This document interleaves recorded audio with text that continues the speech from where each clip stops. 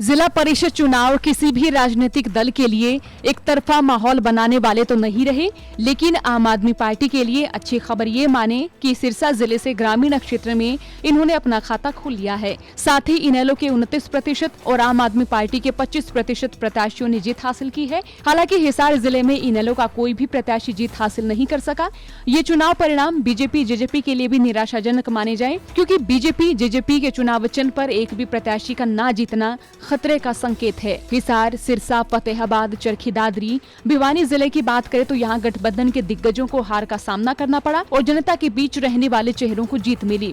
इन चुनावों के आधार पर 2024 विधानसभा चुनावों के परिणामों का आकलन किया जाए तो ये किसी भी पार्टी के लिए राह आसान नहीं दिख रही है। जेजेपी के भिवानी के जिला अध्यक्ष की पत्नी हार चुकी है, नारनौल से हल्का अध्यक्ष चुनाव हारे हैं और साथ ही जेजेपी के रामकरण काला की पुत्रवधू चुनाव हारी, तो वही उनके बेटे ने इस चुनाव में जीत हासिल की है। बात अगर जेजेपी की करें तो इनसो के 1 दर्जन से ज्यादा प्रत्याशी जिला परिषद के मेंबर बने हैं, तो वहीं बिना किसी प्रचार के जिला परिषद और ब्लॉक समिति में चुनाव में जीत हासिल करना जेजेपी की मजबूती जाहिर कर रहा है। जेजेपी के 30 के करीब जिला परिषद और ब्लॉक समिति के मेंबर बने हैं। इन चुनाव में जहां हर दल की ओर से जीत के दावे किए जा रहे थे, तो वहीं जेजेपी ने बिल्कुल साइलेंट रणनीति के तहत कार्य किया है।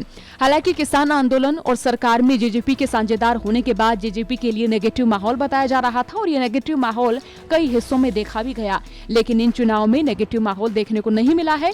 तो यहाँ से अंदाजा लगा सकते हैं कि फिलहाल जेजेपी के पास एक मजबूत वोट बैंक है और उसी के आधार पर जेजेपी ने मजबूत उपस्थिति इन चुनाव में जाहिर की है। साल 2019 में भी कांग्रेस की सरकार जेजेपी की वजह से बनती रह गई, तो वही दुष्यंत चौटाला की मेहनत ही 2024 में किसकी सरकार बनेगी हो सकता है ये तय करे। इन चुनाव ने ये साबित कर दिया है कि गांव देहात का वोट बैंक अब भी जेजेपी के लिए वहीं पर खड़ा है जहां पर पहले था और युवाओं में भी जेजेपी की मजबूत पकड़ है। इनसो की जीत भी ये जाहिर कर रही है कि साल 2024 तक जेजेपी युवाओं के बीच डिसाइडिंग फैक्टर के तौर पर फिर से उभर सकती है और हरियाणा की राजनीति में युवाओं का वोट बैंक साल 2024 तक काफी मायने रखेगा। तो वहीं आदमपुर उपचुनाव में बुरी तरह हारने के बाद सिरसा में आम आदमी पार्टी के 6 प्रत्याशियों की जीत बेहद अच्छी खबर मानी जाए।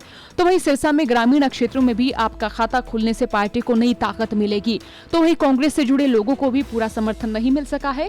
हालांकि किसान आंदोलन में जो सक्रिय चेहरे रहे, इन चुनाव में उनको जीत मिलती दिखी। तो वहीं जिला परिषद के चेयरमैन चुनाव में सरकार का काफी हस्तक्षेप रहता है, तो ऐसे में सिरसा को छोड़कर दूसरे जिलों में बीजेपी अपने चेयरमैन बनाने के लिए भरसक प्रयास करती नजर आ सकती है। लेकिन इन चुनाव ने ये तो साफ कर दिया है कि आने वाले समय में जेजेपी और आम आदमी पार्टी एक नई ताकत के तौर पर उभर सकती है, क्योंकि भले ही आदमपुर में आम आदमी पार्टी की करारी हार हुई हो, लेकिन ये भी माना जाए कि गुजरात चुनाव के बाद आम आदमी पार्टी के नेता हरियाणा में सक्रिय होकर बीजेपी के नौजात वोट बैंक में सेंध लगा सकते हैं। तो वही बात अगर जेजेपी की करें तो अभी भी गांव देहात में जेजेपी का एक मजबूत वोट बैंक है और साथ ही गांव देहात में एक मजबूत ताकत के तौर पर जेजेपी अभी भी खड़ी नजर आ रही है। तो जेजेपी को एक डिसाइडिंग फैक्टर माना जाए। इसके साथ ही आम आदमी पार्टी को भी फिलहाल मजबूती की ओर देखा जा सकता है। आपका क्या सोचना है? राय जरूर रखें। साथ ही चौगरदा की खबरों के लिए बने रहिए हरियाणा तक के साथ।